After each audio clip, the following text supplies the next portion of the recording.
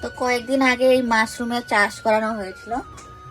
এই যে দেখো, এই ভিডিও কিন্তু আমি দিয়েছিলাম যখন মাশরুমের চাষ করছিল, তখন কিন্তু আমি এই ভিডিওটা দিয়েছিলাম। তো দেখো, চাষ করানো হয়ে গেছে, কয়েকটা হয়েছে। তো এটা আজকে আমি রান্না করব। তো দেখো, মাশরুমগুলো তুলে নিয়েছি, এখন মাশরুমগুলো কাটবো। এইভাবে কেটে নিয়েছি মাশরুমগুলো। এটা গরম জল দিয়ে একটু ভাপ দিয়ে নেব। সিদ্ধ বসিয়ে দিয়েছি, একটু নুন দিয়ে দিই। সিদ্ধ হয়ে গেছে, এই শাকের মধ্যে নামিয়ে নিয়েছি।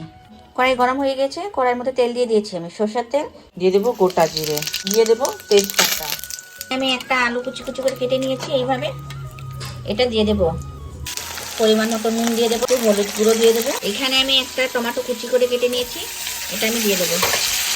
ভাজা হয়ে গিয়েছে, এখানে আমি মশলা দেবো। এটা কিন্তু আমি একদম ভেজ বানাচ্ছি, একদম নিরামিষ।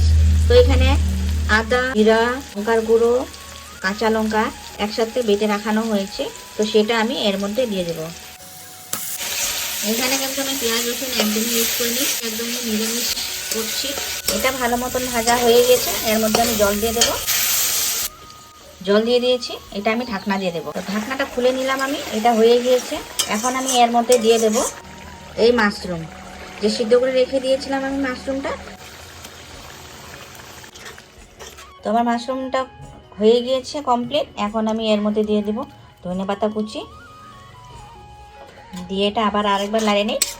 জানি না, আমিও ফার্স্ট টাইম এই মাশরুমটা রান্না করেছি, আর ফার্স্ট টাইমে খাবো, জানি না খেতে কেমন হবে, খেয়ে তারপর বলছি। তো এই যে খেয়ে দেখাবো এখন, রান্না কমপ্লিট।